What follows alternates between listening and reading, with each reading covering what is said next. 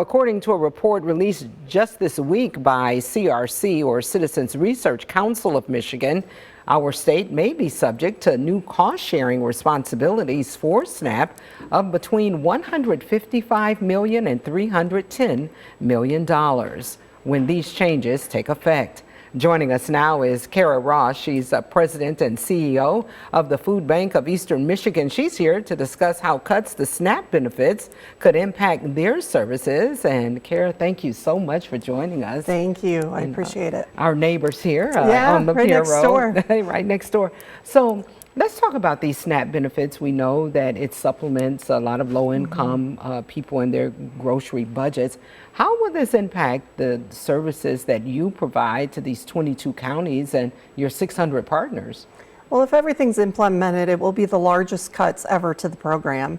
And really, that's the front line for a lot of families and senior citizens that need help with groceries every month. They count on that for proper nutrition, and they're able to go to the grocery store and pick out food with dignity and respect. So we'll see an increase, no doubt, as changes are made, including the new work requirement for older individuals. Yeah, it's been bumped up from 54 to 64, correct? Correct, and also for parents with kids that are 14 or older.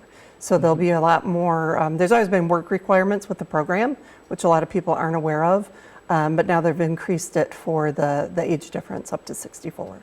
Do you anticipate, as a provider of food and nutrition to these 22 counties, that you're going to see an increase in request or need for your services because of this? We expect we will, partly because of SNAP for sure, and then also some of the cuts we'll see to Medicaid, and even the changes with the ACA platform and affordable care plans. There's going to be a lot of changes coming, and a lot of people won't even realize it until they're in place, how it might affect the local grocery store or the markets that are in the rural communities. SNAP dollars provide a lot of that income that comes into small family-owned retail grocers even, and so they may have to cut staff or hours or the convenience that is sometimes experienced by others in the community as well. But we expect we'll see more people in our lines with pantries and some of our large mobile distributions to get that extra support.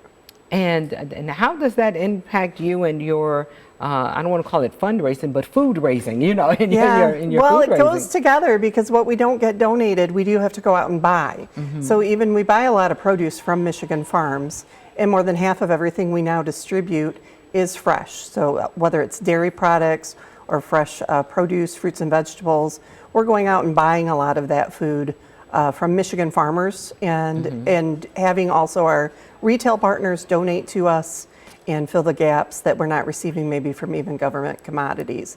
So it all goes hand in hand. What we're not able to get donated, we do have to buy, so that's where we say every dollar is 6 meals. And the dollar really goes much, much further than handing over a can of food or participating in a food drive. So a lot of times people want to help and they're not sure how.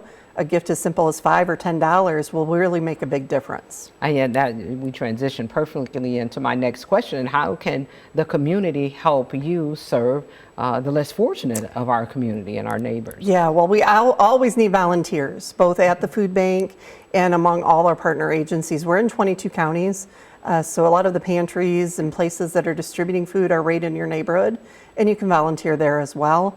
And also, of course, cash donations or are participating in one of our events. We have Empty Bowls coming up in September. Our holiday campaign is coming up. If you even want to do a workplace fundraising campaign or maybe have a Jean Day, you can raise money with your coworkers or maybe a Girl Scout troop or volunteer group that you're with and donate that money to the food bank. It will make a big difference.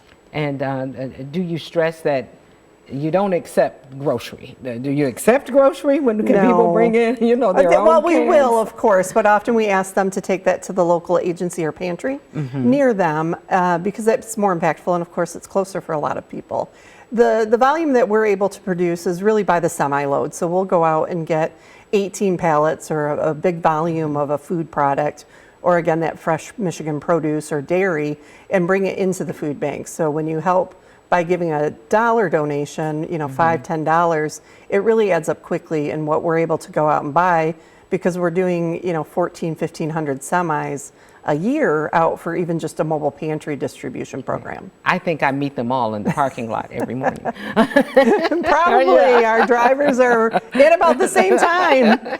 So, Kara, where can people go to get more information on volunteering, more information on donating, and maybe a list to where these food pantries may be in their local community? Yeah, we do a really good job on our website of having links. So if you're finding food or want help, you can go to the website and put in by zip code even and find things that are closest to you. And there's their information in there. And of course, you can always just call us right at our main phone number, and we'll help get you connected to the right person to help with your question. All right. Kara Ross, President and CEO of the Food Bank of Eastern Michigan, thanks so much for coming in and Thank sitting you. down with us for a few minutes here on First at 4. We appreciate it. Thanks. Thank you.